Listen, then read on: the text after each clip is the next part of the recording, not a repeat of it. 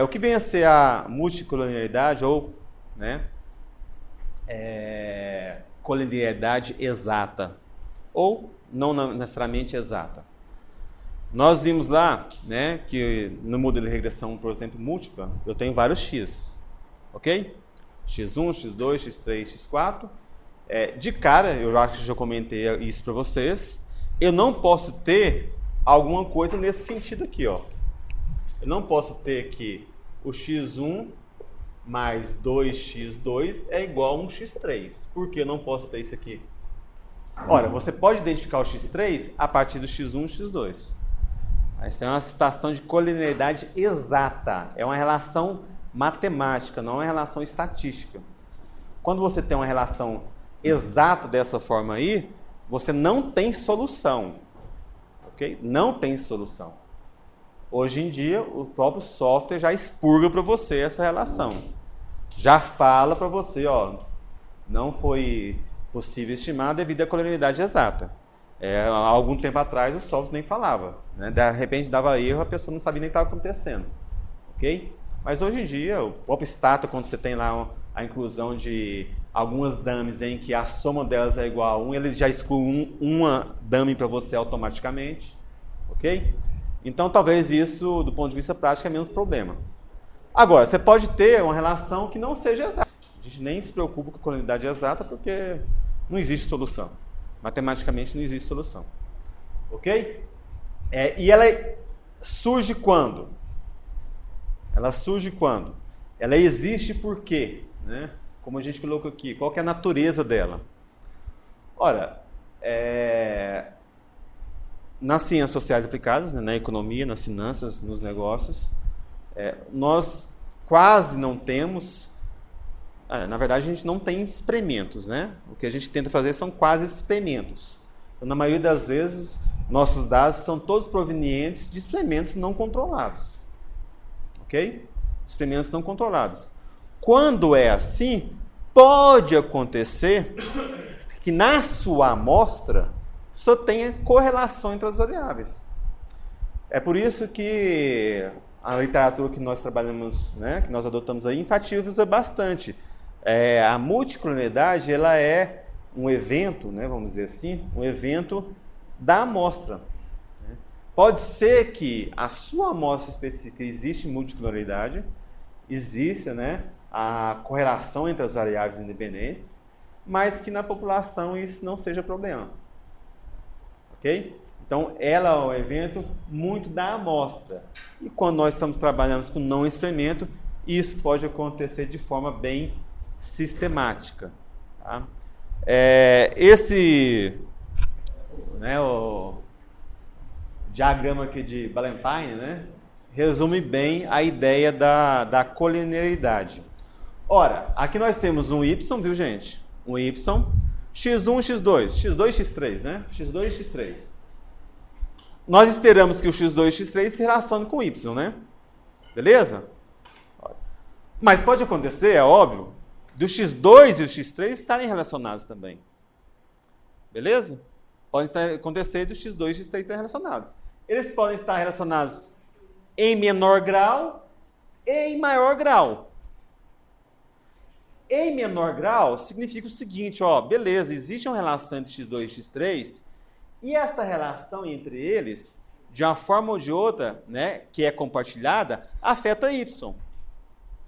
Beleza? Afeta y. Tudo bem até aí. Agora, quando essa relação é muito grande entre o x2 e o x3, o que pode estar acontecendo? Olha só nesse gráfico aqui, né, que é o extremo desse aqui. O extremo desse aqui. Y, x2, x3. Existe uma relação, isso aqui a gente trabalha muito na teoria de conjuntos, né, na matemática, quando a gente está estudando no ensino médio, ok? Aqui a gente está analisando a variância compartilhada, a explicação compartilhada, ok? Então, olha só esse extremo aqui, compara esses dois extremos aqui. Ora, essa área aqui, né, em que você tem aqui a variância compartilhada de y e de x2, significa que parte de y está sendo explicado por x2, ok? E parte de y está sendo explicado por x3, ok? Ora, aqui nesse extremo aqui, nem x2 como x3 se relaciona. Então eu posso mensurar objetivamente qual que é a parcela de x2 que afeta y e qual que é a parcela de x3 que afeta y. Ok? Agora, nesse extremo aqui, em que eu falo que existe uma relação muito grande entre x2 e x3, o que pode acontecer? O que pode acontecer? Ora, tem parte do x3 que está explicando isso. Está vendo aqui? Grande parte. Tem pouca parte do x2 que está explicando y também. Só que como existe uma relação tão grande entre x2 e x3, a grande parcela de x2 que está explicando y é compartilhada por x3. Aí fica com a grande indagação. Essa parcela se deve a x2 ou a x3? Né? Cola aqui, ó. Tá aqui, ó. Essa parcela aqui, né? Ela é de x2, mas é também de x3. Né? Então, a gente não consegue expurgar a diferença entre x2 e x3 para explicar y. Essa que é a grande questão. No fundo, pensa comigo. Olha só o raciocínio. Ora, se eu estou falando, aí eu estou falando em termos de correlação linear mesmo, correlação de Pearson, certo? Não estou falando de outro tipo de relação, não. Ora, se eu sei que a correlação é entre duas variáveis, né, a intercorrelação, né, a correlação entre as variáveis, mas vou especificar entre x2 e x3 aqui. Se eu sei que a correlação entre x2 e x3 é de 0,95, ora, será que eu não estou falando da mesma coisa, não? Será que eu não estou falando que x2 e x3, no fundo, mensuram a mesma coisa? Pode acontecer. Renda e riqueza. Será que a renda não caminha muito, mas muito parecido com a riqueza? São construtos econômicos diferentes. Mas a gente sabe que caminham em muito conjunto. Tá? Então, é aí que está. Quando eu tenho duas variáveis que são muito correlacionadas, de repente não faz sentido colocar só uma, não? Já que eu sei que as duas estão mensurando o mesmo construto, estão mensurando potencialmente a mesma coisa? Potencialmente por quê?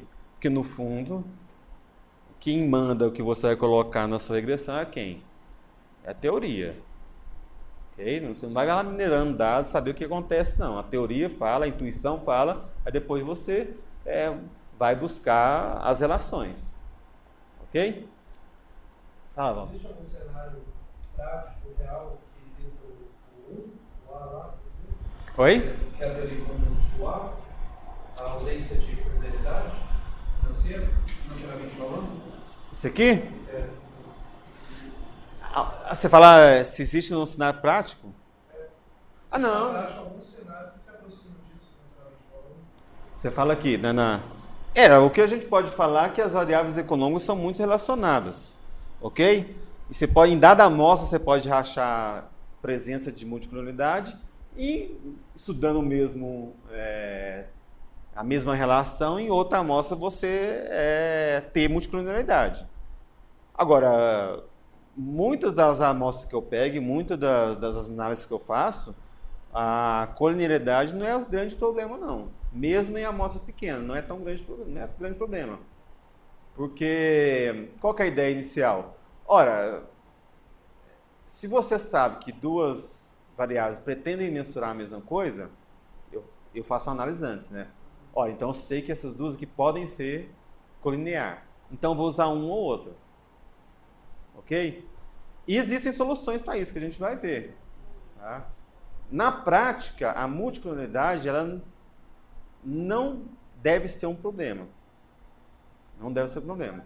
A não ser que você buscou, como muitas vezes a gente faz, né? Buscou várias variáveis, diversas variáveis para mensurar a mesma coisa. Como, por exemplo, um sistema de backup, né? Eu vou pegar um ou outro, se der certo vou pôr a outro e vou mudando ali. Então isso acontece muito. Tá? Agora, no geral, você tem alguma colonialidade, viu? No geral, você tem alguma coisa mais leve que não causa problema.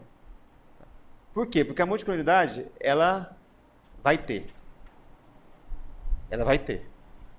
A questão da multiclonalidade é o grau dela, o nível dela.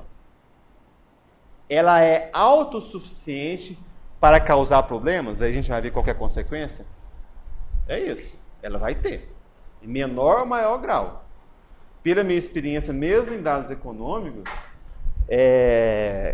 existe, mas geralmente em graus, né, em níveis baixos, moderados. A não ser, exceto, séries temporais. Que aí nos séries temporais, geralmente é maior. Tá? Geralmente é bem maior. Beleza? Então, ela pode ocorrer, né, algumas coisas nós comentamos já, mas ela pode ocorrer devido ao método de coleta de dados empregados, tá? Dependendo do método que nós vamos empregar para coletar os dados, pode ter colineidade. Você coloca lá, por exemplo, apenas 3 faixas de idades. Até 30 anos, de 30 a 60, 60 em diante. Quanto menor a faixa que você deixa para a variável, okay, maior a probabilidade de ter relação com outros fatores, por exemplo, renda. Então coloca para você ver 3 faixas de renda e 3 faixas de idade. Ora, nós sabemos que, né, tudo permanecendo constante, sei lá, pessoas mais, talvez, não seria forçar demais, mas pelo menos intuitivamente. Pessoas mais velhas talvez tenham um pouco maior de renda porque já trabalharam a vida toda, né? Conseguiram acumular alguma coisa e ter alguma segurança. Então coloca lá 3 faixas de renda e 3 faixas de idade para você ver. Como existe uma faixa pequena de valores, pode ser que essas duas variáveis, se você for tratar ela de forma original, né, mesmo nominal, tem uma correlação muito alta entre elas. Então, dependendo da forma de você capta os dados, você pode ter multiplicidade. Restrições ao modelo ou à população que está sendo mostrada. Você está estudando um fator que, por natureza, é colinear. Você quer explicar o valor... Exemplo que quem coloca? Eu esqueci quem coloca. Nosso material e alguém deles aí coloca. Exemplo de... Quer estudar o consumo de energia elétrica em função da renda e do tamanho da casa. Olha, é claro que quem ganha mais e tem maior renda tem uma casa maior. Ok? Então a própria natureza do problema pode indicar uma multiclonalidade. A própria especificação do modelo, né? O fato de você omitir variáveis que por natureza são relevantes ou colocar excesso de variáveis irrelevantes. Nós vamos ver isso lá no capítulo de especificação. Isso pode ocasionar multiclonalidade. Um modelo sobredeterminado. O modelo sobredeterminado acontece quando a gente tem amostra pequena e muitos parâmetros para estimar. Inclusive, o problema de multiclonalidade é colocado muitas vezes de problema de micronumericidade, a amostra pequena. Então, existe uma correlação, por mais que vocês, né, a intuição possa falar ao contrário, mas existe a probabilidade de ter uma correlação entre as variáveis é maior em amostras menores do que maiores. Talvez pode soar até contra-intuitivo para vocês. Mas a probabilidade de você ter uma colineidade ou multiclonalidade em amostras menores é maior do que em amostras maiores. Essa que é a realidade. Então, o que é um modelo sobredeterminado? Já ouviu falar nesse termo? Por exemplo, você tem uma amostra de 10 e 10 variáveis para estimar, 9 parâmetros para estimar. Você tem a amostra de 30 e 25 parâmetros para estimar. Cara, sobra pouquíssimos graus de verdade. Resumo da história. Quando você tem uma amostra pequena, você pode ter problema de multiclonalidade. Ok? Isso. Tendência comum. Quando nós vamos estimar dados, modelos relacionados com séries temporais, existe uma tendência comum em muitas variáveis. Okay? Essa tendência comum faz com que as variáveis sejam colineares. Existe uma alta correlação entre as variáveis. Beleza? Quem pode citar o exemplo? Ó.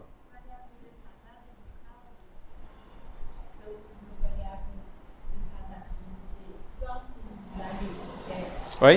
Igual tem na lista que usa uma variável defasada, acho que é preço, custo de fatores mesmo, aí outra vez a variável que é menos 1. Tá, então é o y e o y menos 1, é isso? Não, x2, não, beta 2, beta 4. x1, xt e xt menos 1. Claro. Claro. Então a própria variável x, se ela é defasada, ela tem uma correlação alta, né? O que nós chamamos de autocorrelação. Ela tem uma autocorrelação alta. Ok? Balanço, né? Dá de balanço. Talvez dá de DRE vai ser menos. Não, balanço ano a ano talvez menos, mas eu estou falando com a frequência maior. Frequência maior, dados com frequências maiores são bem colineares. Preço de ações, por exemplo, o retorno de ações são bem colineares. A autocorrelação, nós chamamos de autocorrelação. Okay? Existe uma autocorrelação muito grande entre eles. Então, a tendência comum inerente às variáveis macroeconômicas, variáveis econômicas, causa uma colinearidade, causa multicolinearidade. Certo? O que é essa tendência comum? Por exemplo, a tendência é que todos os preços dos produtos subam. Subam, né? Aí o PIB vai subir, né? Exatamente, aí você pega qualquer coisa. A poupança vai subir, a renda vai subir, o investimento vai subir, tudo vai subir. Em termos nominais, tudo vai subir. Ok? Aí nós temos algumas soluções para eliminar essa tendência comum. Ok? Beleza, tá. Dado que não tem como eu fugir dela, ela causa muito problema? Qual que é a consequência? Se for exato, eu já falei, né? Não existe solução. Se o seu software que você está usando aí não te avisa, aí o negócio não sai nada lá, você não sabe por quê, né? Então tá aí. Não existe solução. Agora, quando existe alguma, o fato estilizado bem contundente é que você vai ter erros padrão, viu? Algumas variâncias, é óbvio, e consequentemente erro padrão, né?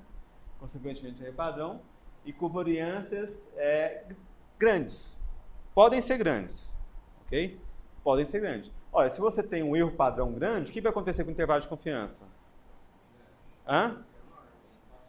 Se a sua estimativa está perto do zero, o que vai acontecer? Vai chegar lá fácil, né? Ok? Fala, Miguel. Quem chamou? Foi o Miguel? Foi não? Muito não? Tá.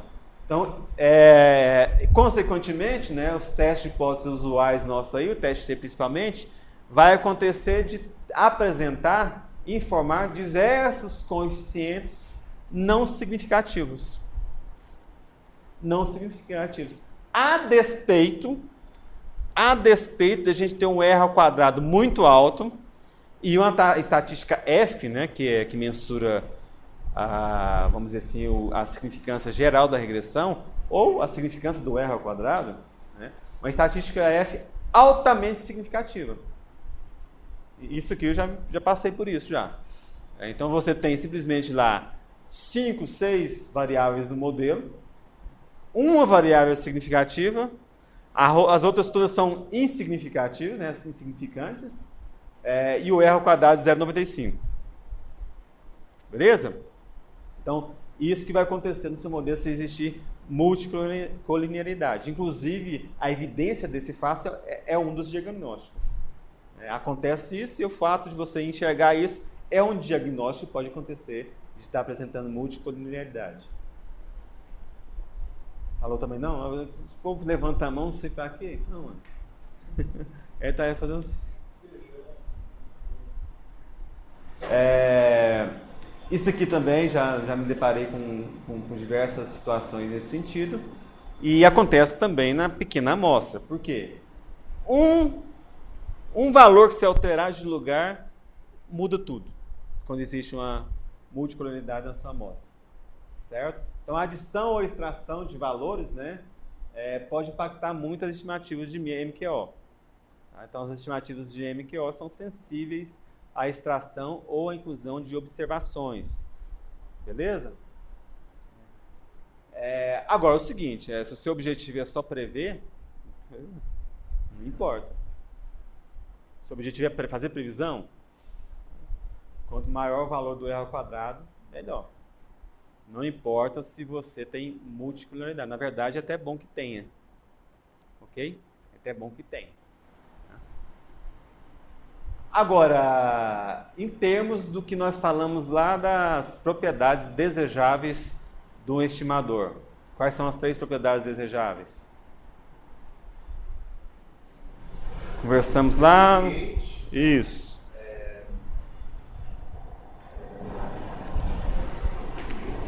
Eficiência. Não viesado, não tendencioso, né? Consistente. O que vem a ser consistente?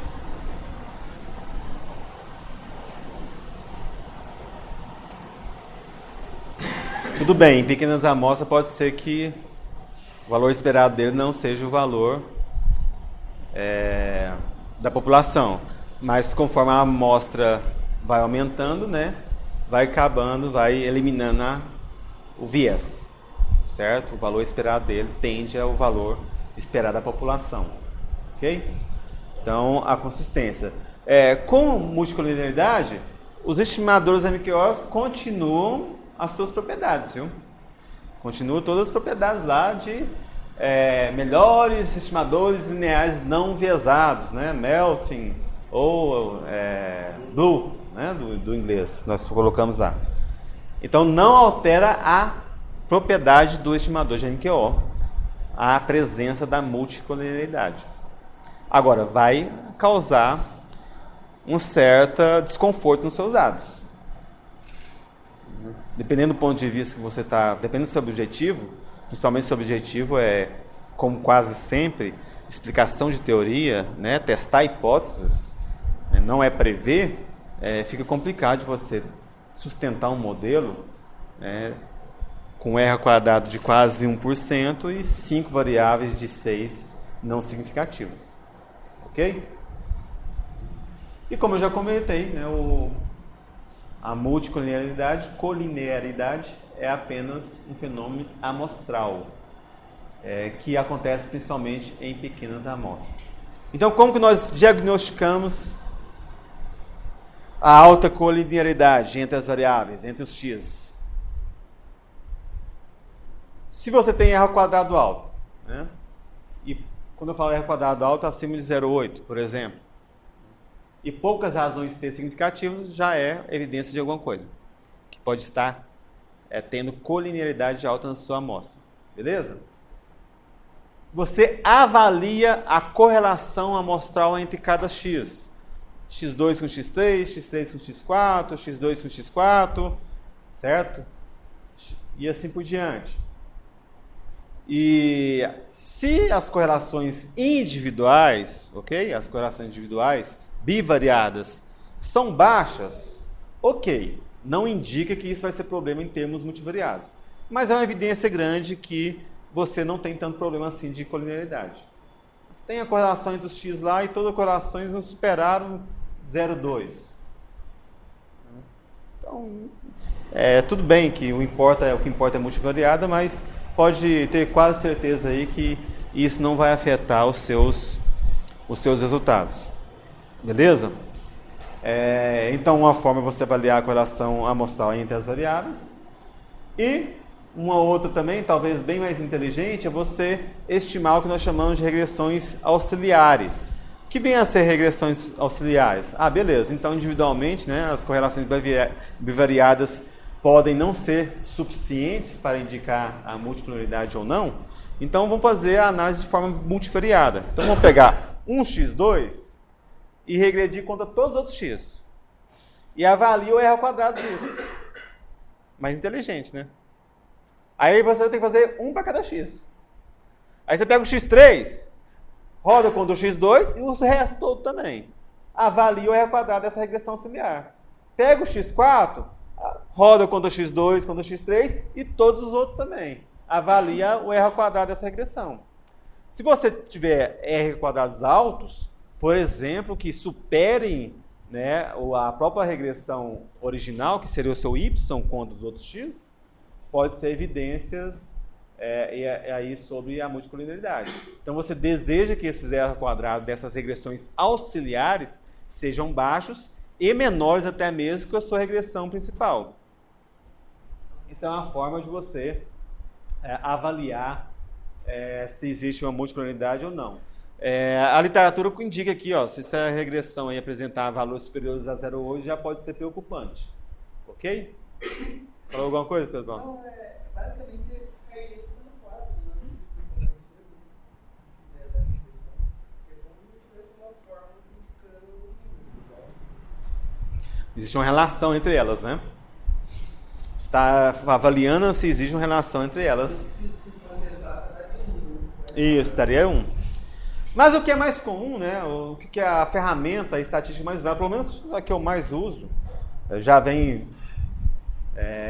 automático, por exemplo, no SPSS, que é o software que eu uso bastante. No Stata basta você digitar lá o comando FIF, né? É o fator de fração de variância, que nada mais é pegar aquele R2 lá dessa equação aqui, ó, certo? Pegar o R ao quadrado dessa equação aqui e relacionar com essa função aqui, ó, 1 dividido por 1 menos o R ao quadrado dessa regressão auxiliar. Aí você vai ter um FIF para cada variável, ok? Um FIF para cada variável. Um FIF para x2, para x3, para x4, e essa medida vai de quanto a quanto? 0 mais infinito. 0? Não, indeterminado, né? 0. Se for 1... complicado, indeterminado, né? A mais infinito, né? Certo? Quando é problema? Quando é problema, aí a gente pode fazer simulações que a gente quiser ver, né? Acima de 0,8, por exemplo, o R ao quadrado, mas em termos aí bem contundentes e feitos pesquisas, né? Simulações para estudar isso aí, para ver quando que causa problemas. FIF acima de 10 pode ser problemático, é indicação de alta colinearidade. Ok? Isso quem coloca, eu acho que até o Gujarati, se não me engano. Agora, eu já vi indicações na literatura para começar a preocupar de 5 a 10, a partir de 5. Ok? E o FIF aumenta substancialmente. Tipo assim, o R ao quadrado, se é de 0,80 para 0,85, o FIF sai de 5 para 15. Ok? Ele aumenta drasticamente. Mas a indicação, e o que eu sempre uso, é acima de 10. Você achou o FIF acima de 10, já pode ser problemático. Você vai ter que avaliar essas variáveis suas X. Beleza? Ou, pelo menos, analisar os erros, né, com cuidado. Tá? E uma medida, que pelo menos no SPSS também solta o output, é a medida de tolerância, né, o índice de tolerância, que nada mais é do que o 1 sobre o FIF. Você tem um, você tem o outro, então não tem por que apresentar os dois. Quanto mais perto de 1, melhor o tolerância, quanto mais perto de 0, pior, né? Ok? Em termos de multicolinaridade. Certo? Ok. E dado que você encontrou a multicolinaridade nos seus dados, o que você vai fazer? O que você vai fazer?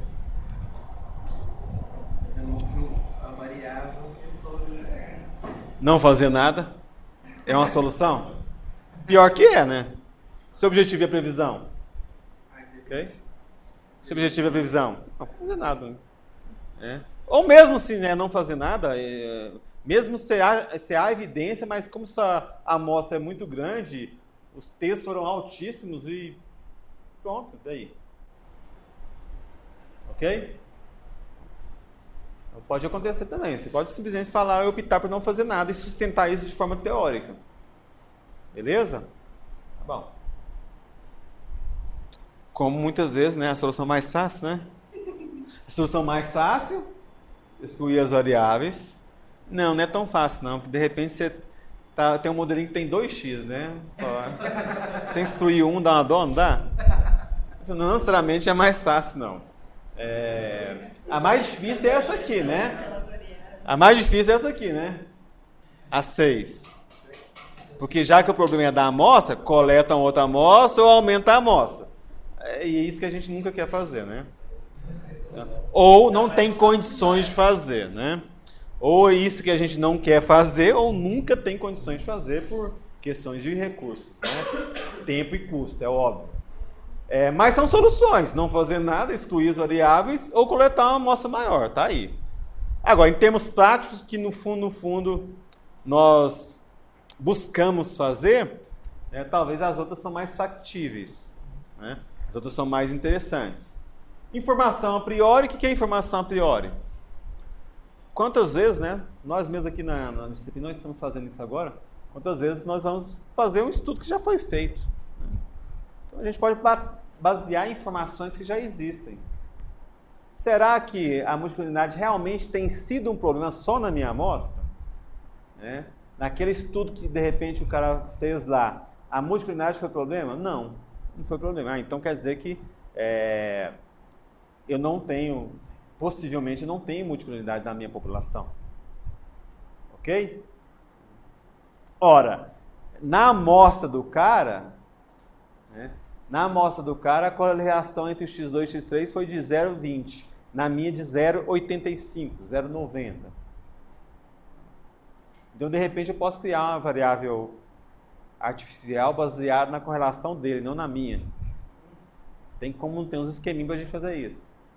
Ok?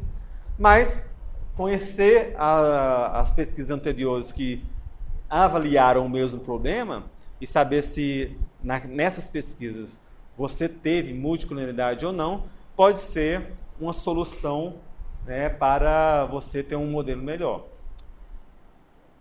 Combinar dados em cross-section e série temporal. Série temporal, a colorineidade vai ser maior. Quando você combina cross-section com série temporal, dados em painel, você cai a multicolorineidade. Ok? E isso também pode ser uma solução difícil, né? Já que nada mais é do que coletar outros dados. Ok? Transformar, aí sim, eu diria que a 5 e a 7, né? Eu diria que a 5 e a 7 seriam soluções que estão mais na nossa mão. Mais no nosso controle, vamos dizer assim. Né? Transformar as variáveis. Olha, você está relacionando um modelo para explicar, por exemplo, sei lá, poupança agregada contra renda, é óbvio, né? Renda e o crescimento da população. Aí estou falando tudo em termos agregados, macroeconômicos. Ora, eu sei que o PIB de um país, ou o PIB de qualquer país, ele aumenta com o tamanho da população. Ok? Ora, então por que não fazer uma avaliação em tudo em termos per capita? Eu tenho aqui a PIB de um lado e um punhado de outras variáveis. Tá? PIB, poupança e um punhado de outras variáveis que, de uma forma ou de outra, estão relacionadas com o crescimento populacional. Então, por que pegar tudo e avaliar em termos per capita? Tudo dividir pela população. Seria uma forma de você solucionar um problema. Mas está solucionando da população. Não, no seu modelo, né? No modelo com a variável populacional, que seria o principal fator de colorineidade entre todos, né? Ok? Então, você pode pegar uma solução, seria achar o valor, as razões. Isso já enfrentei, agora mesmo, o modelo que eu rodei essa semana, tive reunião ontem, eu enfrentei esse problema. Não, a solução minha foi dividir uma variável pela outra. Pronto. Faz sentido dividir uma pela outra.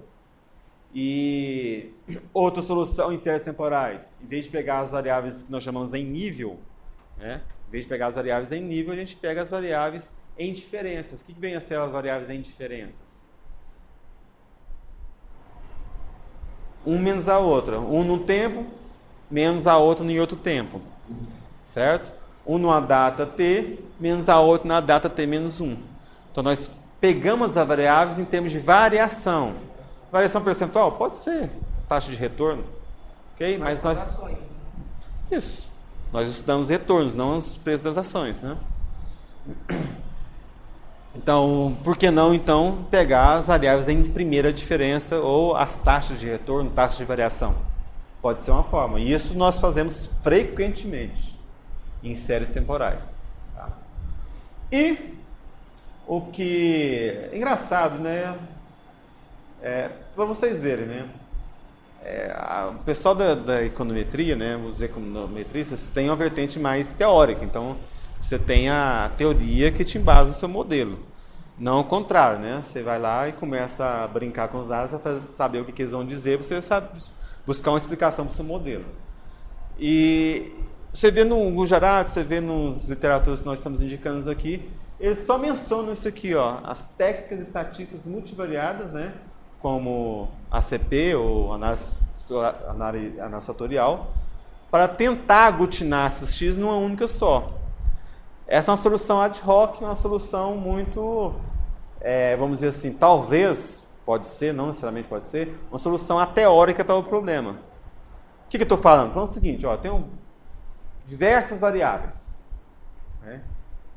Tem lá 5 variáveis, que a correlação entre elas, em média, é 0,85. Cara, será que essas variáveis não estão me dizendo a mesma coisa? Será que, no fundo, essas variáveis todas estão medindo alguma coisa relacionada com a riqueza, com a renda do indivíduo? Então vamos fazer o seguinte, vamos criar uma única variável ponderada para essas outras 5 que capta essa essência. Que essa essência eu vou chamar, por exemplo, de renda do indivíduo, riqueza do indivíduo. Ok? Então você pode ter uma solução nesse sentido. Aí você aplica a análise de componentes principais, você aplica aqui, do ponto de vista prático, é muito parecido, a análise fatorial.